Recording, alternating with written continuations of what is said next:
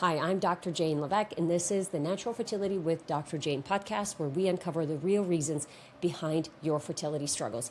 And today, I have a guest on, Leonard Lopoo. He's a policy researcher, and he just wrote a book that's called Wanting Children. It will honestly reframe something you thought you understood about the policies that we have in place in U.S., in North America, about family planning.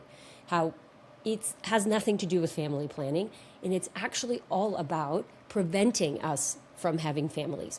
It's a very interesting conversation in terms of when these policies came into place, how these policies are still impacting our ability to have children and to grow families. I hope you guys enjoy this conversation.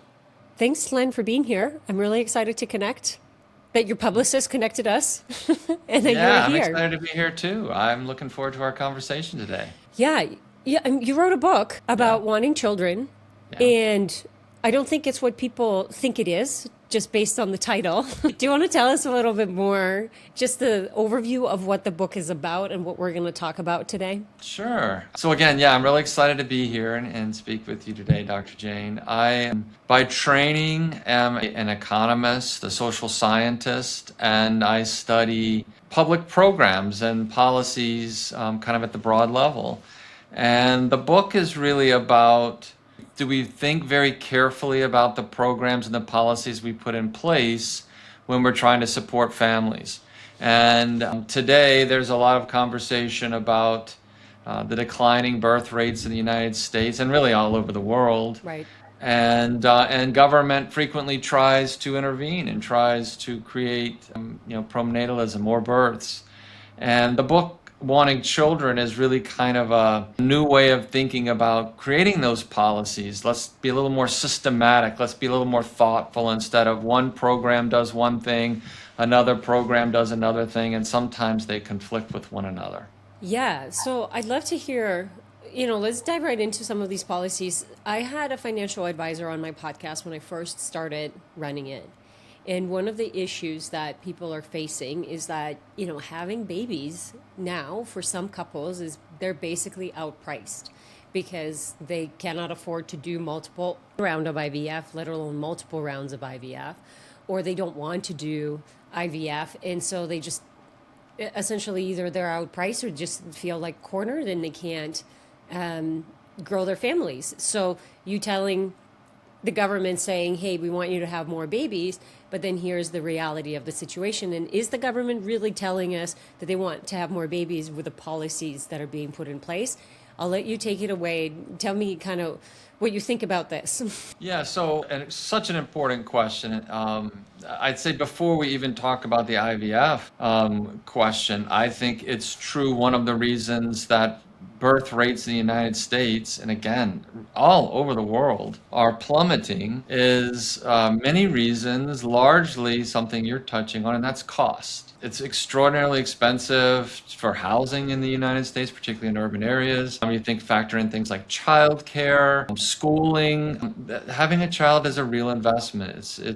And so this is partly why we see declines in fertility in lots of places and why a lot of countries, if you look at a lot of European countries and Asian countries, they have fertility that's well below replacement. They're going to get smaller. And so before you even start to think about the cost of IVF, which aren't even on the radar for government programs, you have to think about the cost of having a child. So one of the things that we know is that when you have parental leave, for example, you make parental leave available or you provide paid parental leave, that can be one way that it makes someone who wants to have children more likely to have them. And I guess, again, that's kind of the principle behind a lot of what's in the book. You move to a topic like IVF, which of course you know very well and your audience knows very well, can be quite expensive, both financially as well as emotionally, psychologically. And so assistance there could make a huge difference in the decision for someone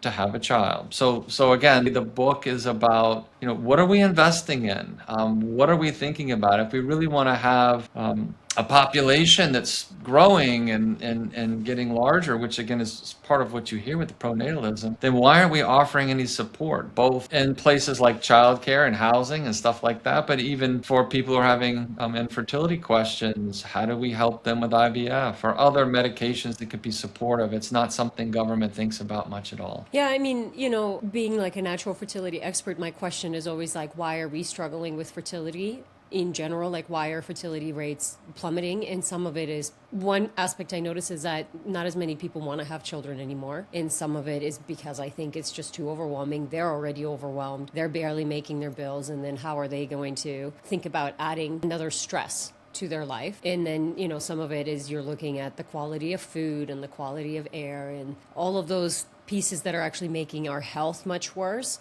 which then makes it much more difficult to conceive, which then makes it also, when I first started practicing, I was, just a general practitioner, and I would see kids who are really sick. And it's like, you can't imagine having multiple children when you have a child who's really sick because you're already tapped out, Yeah, exactly. So all of these things make having kids more costly in lots of dimensions, as you're describing. Again, a lot of it's emotional, right? I've got 2 children. When your children are sick, it's really a lot on you psychologically and emotionally. So it is the amount that parents are willing to invest in children, and I think we don't about it a lot. I think the other thing I would add to your list is people are delaying when they would like to have Right. children, right? They want to complete their careers, or they want to get started in their careers, they want to complete their educations. And the longer you wait, the harder it becomes physiologically to have children. So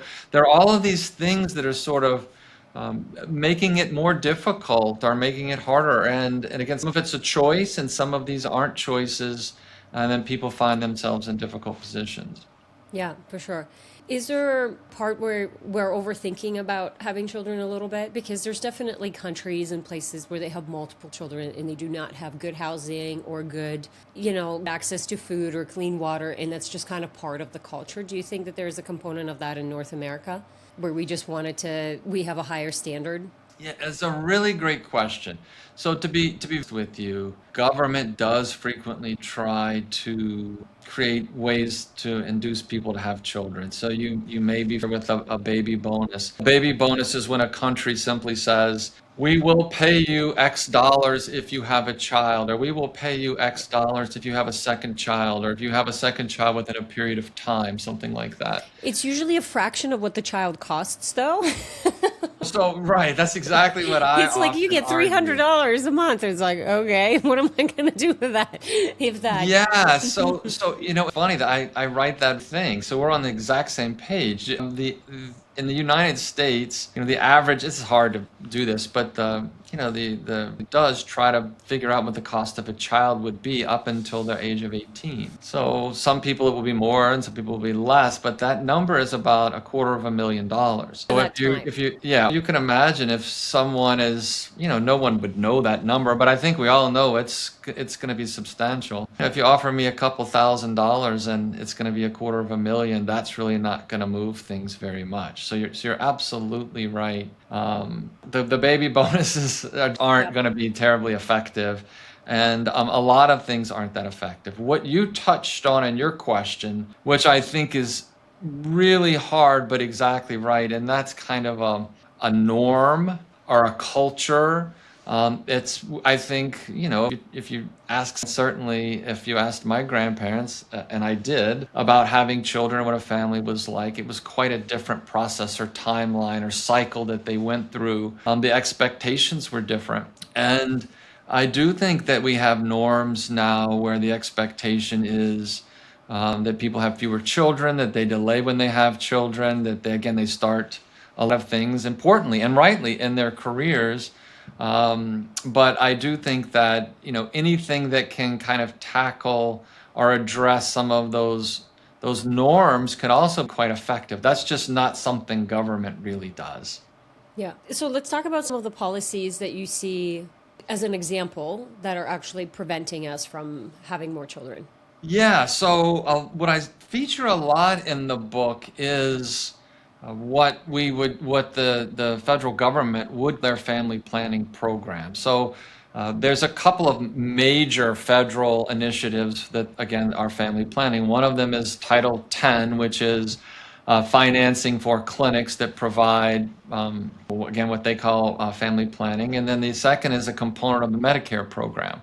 Now, what's really important for the federal, the big ones, the big investments in family planning is they're only available for low-income families. And secondly, family planning in the United States means we provide contraceptive services. It does not mean that we Right. So the provide. opposite of family planning. Correct. If you look at like an international definition, right, most organizations anywhere else in the world, if you look at the World Health Organization, for example, they're going to define family planning as assistance to help people time when they have their children or control when they have children, and anyone who has an infertility issue to support them to have children. In the US, we only do the contraceptive part. Right. So if you are a low-income individual in the United States and you would like to control your fertility, we will provide a lot of financial support to do that. And I don't, and I mean that to sound a little nefarious because it is, I think. It's Yes. historically coming from a place and a history that's very difficult in the U.S. Alternatively, if you're having trouble having a child but you want to have one, there is no federal support at all, even to provide medications, ovulation stimulating medications. Certainly IVF is out of the question.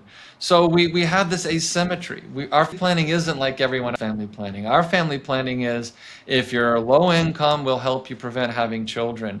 If you're a middle class family, there really isn't even family planning in any government oriented way. And then the other thing I would say, Dr. Jane, is even private health insurance, right? So government in some states mandates that they cover it. That's very, it's not universal. In most states, don't have any coverage at all. The majority of states don't cover it at all. When they do cover it, most states will only cover if you've been infertile for 2-3 years, sometimes longer. Sometimes if you're a married couple and have been trying for 3, 4, 5 years. So it's really absent. I don't want to say completely absent because I think we're getting better and more states are starting to introduce mandates that private health insurance cover these things. But the vast majority of people with private health insurance don't get that kind of help either. Right. And I mean, even if you do, I was going to touch on it. I have couples who, when they work with insurance, the cost of IVF is very different when they don't work with insurance. Also, this like lack of transparency in terms of how much things actually cost, what's the success rate, what's everything that's involved, and then the long-term risks of doing IVF multiple times. What is that looking like for the health of the mother, the health of the baby, the health of the pregnancy? Like there's research, but it's not really talked about, and there's more research that we need, the longer term studies, to actually see this. Absolutely right. There is so much. I just could not agree with more. There's so much that we don't know. There's so much that's not communicated to people. They're not making the informed decisions that you would hope that they could make.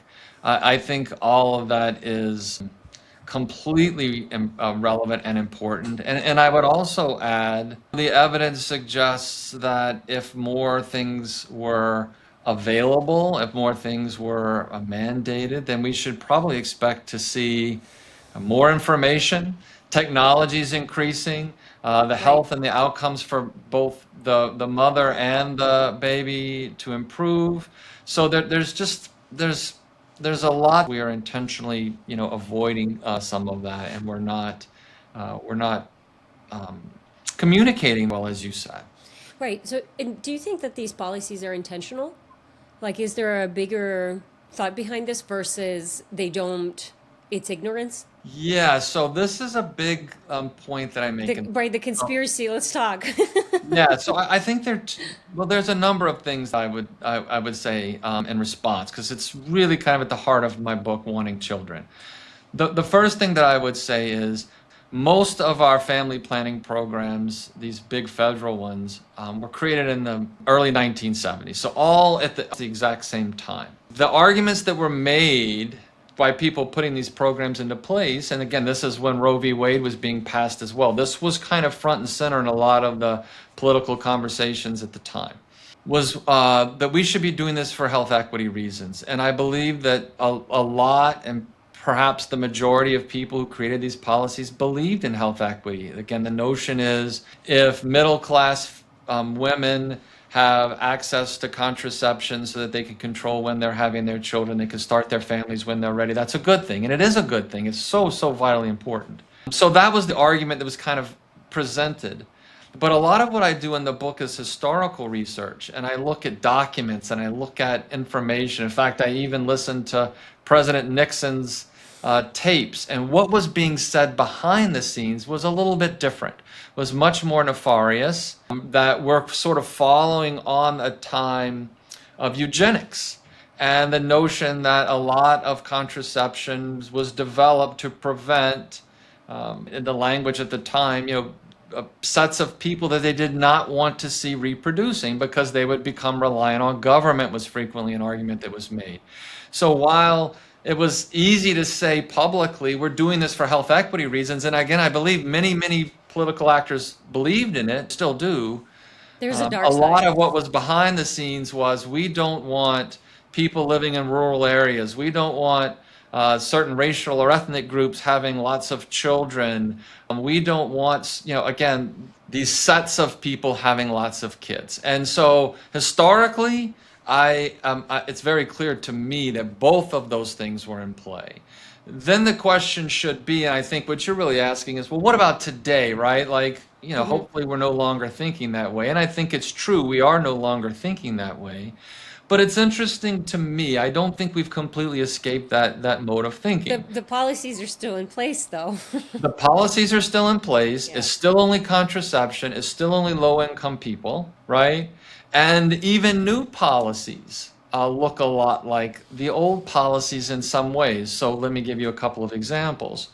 One is that in the Medicaid program, any medication on the list, the drugs that Medicaid covers, is available to anyone on Medicaid, with a few exceptions. Those exceptions might be things like over-the-counter medications. Medicaid won't cover that. It explicitly says we will, within our family planning programs, any ovulation stimulating medications. Isn't that silly, though? That's kind of Really? funny. Oh, no, We will tell you to when you shouldn't have children, but if Correct. God forbid you want to be able to stimulate ovulation or Yes, you figure can't- out why you're not ovulating, that's not covered. Yeah, you cannot use the Medicaid insurance program to get that. And even more recently, you may be familiar with, some of your audience may be familiar with the Trump RX program, where he's created these contracts with a few pharmaceutical companies to provide low-cost drugs, medications to individuals. There's a list. Some of ovulation, again, stimulating medications. But if you're a Medicaid recipient, you can't use Trump RX. You can't have public health insurance.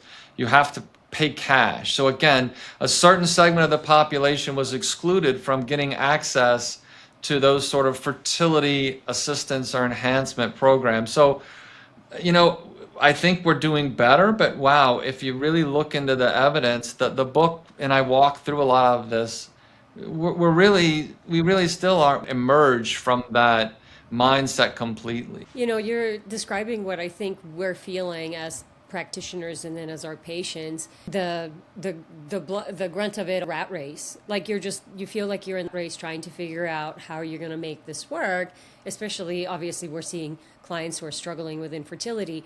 So it's not an option for them to just try naturally and well, that happened. They tend to need more, and necessarily with IVF, they might need just some, diet and supplements and all of those things. But you're in this rat race. You're trying to figure out what's going to work, and the rat race is what exhausts you and actually works against you in the fertility space. Because you're like, oh, I can afford to do these medications, but I can't afford to do these. And often for us, when we're consulting people, it's like, I can't have you do things just because insurance covers it. Because a lot of the times the insurance is very limited. It's just like, oh, we're going to do 3 IUIs, do IVF. But IUI is not going to work for you. So then you're put into this, I can feel that constraint on patients and for my patients and them having to make the decisions of to pay out of pocket or to do something else or do the treatment that they know it's not going to work because that's just what is covered and what's available. And you're so important, and you said, I think is really, really relevant to bring up again as well, and that is the kind of the burden of all of that, right? None of this is guaranteed. All of this is, people trying to make the best choices with the resources that they have, and it's exhausting, and that works against you when you are trying to be sort of at your peak, position health in terms of your health, in terms of your mental health, in terms of your financial health, to take on what is, a life-changing experience. And so all of those things can conspire against women and men who hope to become parents. Yeah. Can you go back to the term eugenics and just explain that to people? Because I don't think people really are of what it is. I had to look it up. Absolutely. So eugenics is the notion that there should be some control over who has children. It comes, it's actually quite old. Thousands of you can see writing from Plato discussing which would something would be considered eugenic today. I think the modern eugenics sort of starts Sir Francis Galton in the UK, where he's in London and says, I see a lot of, again, his language, undesirable people having lots of children and lots of people of my class not having very many children at all. And this can't be healthy as a society if we have great reproduction among, again, to him, undesirable people, and very little reproduction among the again, according to him, desirable groups. And so there's really two forms of eugenics. One is what he called positive eugenics, which is just to help the favorable group, according to him, have more children. I think the most common form of eugenics is what people think of as a negative eugenics, which is that you try to prevent certain sets of people from having more children. And the United States has a very long bad history with eugenics. We have periods in our history where we've had eugenic practices happening for people who have a variety of physical and mental disabilities. We've created policies that would prevent they were sterilized. We have a case which actually legitimized it, and we had a lot of laws on the books where many states in the U.S. would allow eugenic practices. It was part of the law codes within those states, including Supreme Court. I just think it's crazy when I hear that. Just the power, the amount of control, and it's like someone else's judgment in terms of who is considered a favorable person to have and not favorable. And then I'm almost thinking like we're just playing with God, Yeah, so it's very period in our history, and again, I don't want to act this. There are more recent, after World War II. People became aware of the horrible things that were happening with the Nazis and the Jews in Europe, of sort of made it fall out of favor. But you still see and hear a lot of eugenic things even today. Elon Musk has talked about some, and I bring up a lot of this book. Sure. Elon Musk often talks in a way that's very positive eugenic. He talks about the people or the women that he associates with socially. They don't have any children. The only people he sees having children are, again, different communities, and that concerns him. So that kind of language hasn't disappeared. Donald Trump has used that kind of language while campaigning in different spaces. And again, I talk about many people that's over and that's gone away. And response is, I think we're being naive. People don't talk about it. People don't usually openly speak about these things. But if you look at our policies and our programs, you would have no choice but to think we still believe that. The other thing I would say, Dr. Jane, that you might find interesting is I actually did some polling and collected real data from Americans and asked them about it. And a lot of people, well, there's a couple of things that I think you might find quite interesting. The first is I asked them if they would be open to family planning in the U.S. broadening to infertility components. And the majority did seem to be open to it, which I think surprises a lot of people. Not nearly as many Doesn't as are surprise me, but yeah. yeah, is not nearly as many as who are open to the side of family planning in the U.S., but a lot do, and I think that's really important. But what you see is among the large group that aren't supportive, and it is a fairly large group, they're saying exactly the same things that I was just describing, the things that you would hear in the 20s and the 30s, and that is, we don't want low-income people, the people who would get these programs to the federal government, having more children. We don't want them to become reliant on the government. We don't, and it can get quite ugly and nasty too, and some things that they say. So my point here is, yeah, Eugenics was taught in nearly every university in the US in the 1930s and 1940s. It was quite common. Presidents espoused this way of thinking, for decades.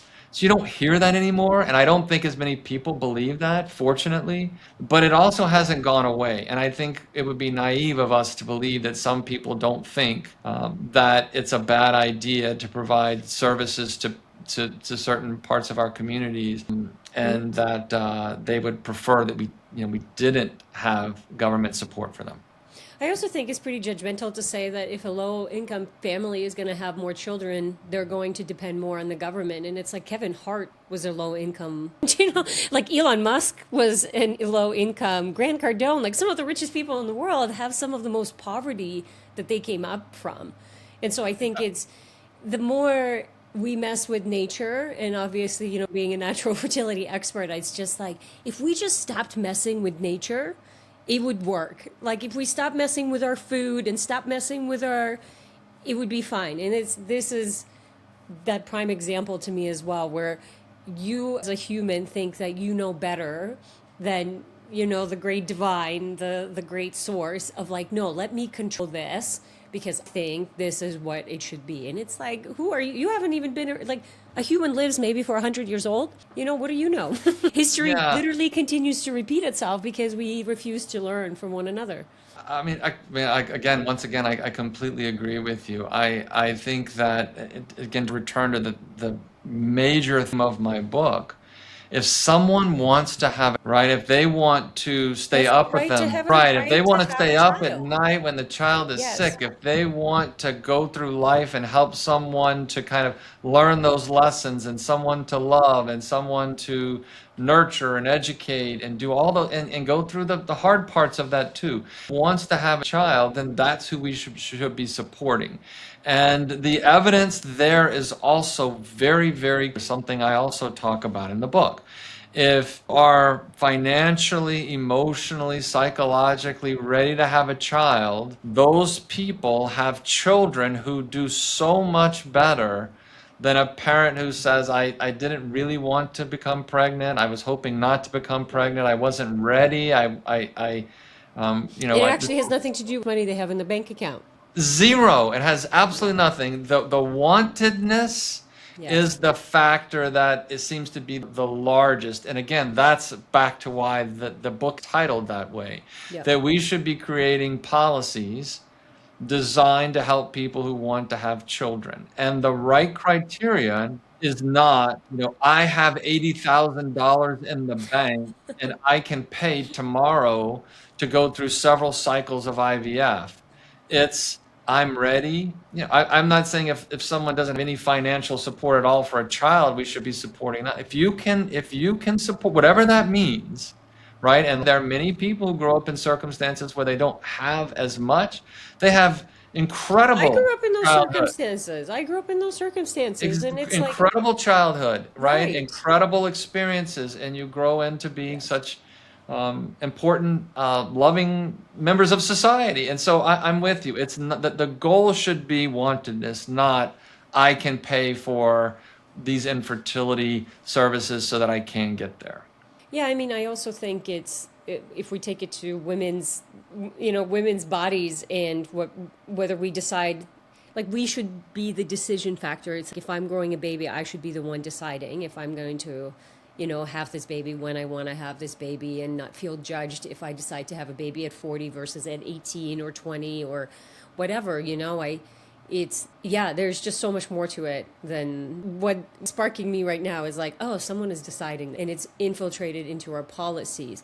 And so when I see a woman, so like I'll even use birth control as an example, but like birth control changes your brain, whether you know it or not. So when a girl gets put on it, and instead of her going into the wiring of wanting to become a mother, she is essentially blunted from that. And so there is a lot of women who don't want to have children until much, much later, because that brain development essentially was changed. We don't do that when we take the little pill. It's now coming out in research and showing it, but those are one of the ways that I think people are manipulated without really knowing that they're manipulated into, quote unquote, not having children, And it's just, it's showing up in different, whether it's, hey, you're money for your kid, but it's going to be such a small amount that it's not really help. Well, so I just to, I guess, piggyback on it. The wantedness is the crucial component here. It is who is on the day-to-day getting up for, school and the breakfast and all of those important things. When they're having a bad time socially, that's the parent that's spending that time. We are relying on the parent to do all of the, I hate to use this word again, an economist, this language, sorry, investment in their children. They're giving to their Oh, children. it's a huge investment into your So kids. when it's the parent that's doing the investing, then we should allow the parent to decide if and when they want to have the child. That's sort of my Right. my For sure. thinking Your on stance. this. I mean, let's talk about if we want to flip this around, what are some policies that we need to have in place that are actually going to reflect, the growing families, supporting growing families? So consistent with a lot of our conversation today, I would say that, first of all, we need to rethink family planning in the United States. We need to think a little more like the rest of the world, that family planning includes both the control of the timing of when one has a child, as well as the support for an individual who's having infertility issues, so that they can have a child as well. I think we can expand our programs to allow that quite easily. I think it should be expanded beyond just individuals who are, there are all kinds of definitions of what makes someone low income, but someone who is low income, it should be expanded, really, quite frankly, to everyone. Anyone in the U.S. who would like to participate in family planning should be given that access. And it's not far-fetched to think that we could do that. The Democratic side of the aisle has been very vocal and open of talking about what family planning should mean and expanding it. The current administration has also recently, or I should say, last year, talked about making sure that all sorts of family planning is available to all Americans. Now, none of that's happened yet. We haven't gotten It there. takes forever to pass the policies. It takes Yeah, forever no. to do anything. Correct. I listened to the second podcast with RFK Jr. and Joe Rogan, because they pyramid, the food pyramid, and he thought he'd have it done in 4 months, and it took him 18 months because it was like they were just fighting. It's almost been 2 years, and it took them forever to just back and forth on this food pyramid and what do we release and blah blah blah. So it's like policies that get in the way of policies to be able to actually release it. Even when it's Yeah. really logical. And it's different constituencies, right? So I do think that there is some alignment across the aisle on sort of expansion of what family planning means, but there are groups within political parties that are concerned. Abortion policy in the United States is very complicated. It's not always based on, in fact, it's never, part of what, again, my argument is it's never based on what that means for us socially or as a population. It's purely based on, it seems to me, legal interpretations as well as moral or religious objections Right. or support of abortion policy. So we're not ever asking the question, if we make abortion legal but only allow certain states to abortion, what does that mean? It means that certain individuals within the state can still access it by either understanding that you can Right. do this through getting medications through the mail, quite frankly, and others don't know about it. Or some people can travel to other states and get access, and we just have no consistency there. So I would love us to have a little more consistency, to be a little more thoughtful, to think about who would be harmed and who would be helped by these different programs. And again, to answer your question, I think making access universal would be socially extremely beneficial to us. And do you think it's just in the policies to like really get rid of this kind of control and the eugenics component that has been ingrained in society for a really long time? Like, do you think that there is something else that we as people can do? Or there's something else on the government level that needs to be done? Because I do think about it's who is running the intention behind the policy. Like you can that, you know. So if someone intentionally doesn't want a certain group of people populate, then I think Jordan Peterson talks about that in different ways. But if you believe that the world is overpopulated, the way that you're going to, quote unquote, run the world and the policies that you're going to run are going to be very different from someone who, you know, wants more equality, wants more children, believes that we can have, there's plenty of room to go around. Yeah, there's historical that supports exactly what you're saying. Right. So this group that wants to have more children today, right, are concerned about the declining numbers of births that we see in the United States. 50 years ago, we're saying we shouldn't be having any more children, right? Or that certain sets of people shouldn't be having any more children. So there is a social aspect of this. There's a progress part of this. I think part of all I'm hoping in the book is to start conversations, to bring things up that people really aren't thinking about. And that's a lot of the response that I get when people read the book, which makes me really happy. Wow, I never, something that's as common as my family or having children or questions of marriage and cohabiting and all those sorts of things is relevant to my life. The questions you're asking, I have never thought about. And so I think that's part of what I hope the book will do. Yep. I don't know that policies can change the way people think. I think often it's people think a particular way and the policies start to reflect that over time. So again, the policies today look very different and I think more fair than they would have looked 50 or 60 years ago. So there is an importance of us having this conversation, of your audience of thinking, wow, I completely disagree with that, but that's different. I haven't thought about that. Or that's a new idea. I should consider that more. And I think that's sort of how progress on front is likely to happen. For sure. Now, tell me, are there any countries that are doing things in the way that U.S. North American can copy? There are, and for the reasons that we talked about at the very beginning, many nations have been thinking and are concerned about the declining fertility for a very long time. If you look at a country like Ireland or Italy or Korea, Japan, their fertility rates are at one, and for your audience, tell you 2.1 children on average per woman to sort of sustain the size of your population. So anything below 2.1, you'll start to see the population shrinking. And in the US, we have been below 2.1 for a little while, but we've always had immigration. And immigration can really keep your population growing, and that's why the U.S. hasn't confronted these things. In Europe, World War II was devastating to families and the number of men who were in the population. And so you see many fewer children, you see huge declines, you see lots of issues. So you asked which countries do it well. I can think of a number of them. France has emphasized family for quite some time, and you can get a lot of support through public insurance for a variety of the kinds of family planning we're talking about. All of the above, not just part of it. Scandinavian countries. Not just preventing.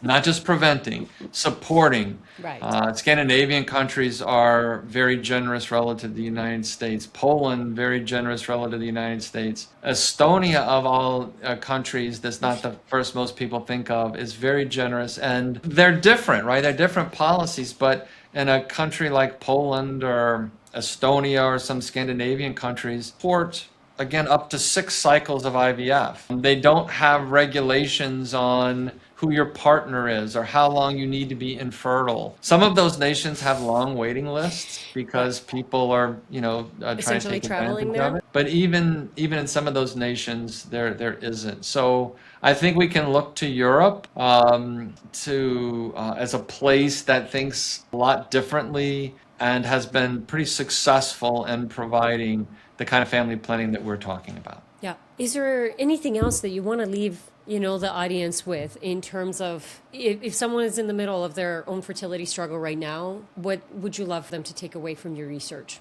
If they're And they just if feel, they're in the, especially if they're feeling like the system has failed me. Yeah, I guess I would say a couple of things to that part of the audience. The first is whatever you may live in a state that's relatively generous and you may have opportunities that are available to you. You may live in a state where there aren't a lot of opportunities available to you. And clearly, I'm not encouraging anyone to move or anything like that, but I would say if the Sometimes I circumstances, encourage people to move. yeah, I mean, I'm like, do you know what I mean? I'm like, if that's in your control, then and that's all you can do, and you just get this one lifetime. But the policies change, like you won't be here anymore. You know what I mean? Or like you'll miss your chance of having a baby. So sometimes I do encourage that. Well, I mean, certainly that could make things much easier. I guess what I would say to your audience is just because the circumstances in your local community aren't favorable to helping you with the services and the resources that you need, that doesn't mean that there aren't places or spaces that aren't that far away that may be much more generous, particularly if you can move across a state line or travel across a state line. I think that's the most important thing that I would say to folks. There is a lot of variation in the United States in terms of the help that you can get with family planning. And so if you aren't getting what you need locally, and you're fortunate enough to have some ability to look in other places, then I would really strongly encourage people to do that. Thank you. And I mean, last question. If you could get everyone in America to understand just one idea from this book, what would it be? Well, that would be my point about wantedness. That we really need to reorient. I mean, a lot of your audience, I think, wants to have children, which is fabulous. Like this is, in my mind, this is a group we should be doing everything we can to support them and help them to become the parent, maybe for the first time or maybe for the second or third time, whatever it is. That's extraordinarily important. And that we should also not believe that all pregnancies are the same. And that if you are trying to create, again, certain parts, political groups right now are trying to have more children, I would say not all children are the same. We don't want everyone to have a child. It's only those people who really want to invest in them. And as simple as that is, that's not the way that this conversation is going. And that's troubling to me because that leads to bad policy and leads to outcomes that I don't think are as beneficial for us socially as they could be. I love it. Well, thank you for bringing the light to this conversation when you popped into the inbox and I'm like, this is very interesting. And I'm sure that there's a lot more to it than what we think. Tell people where they can find you. Tell them where they can get your book. Oh, absolutely. So the book, again, is called Wanting Children. It's published by the University of Chicago Press.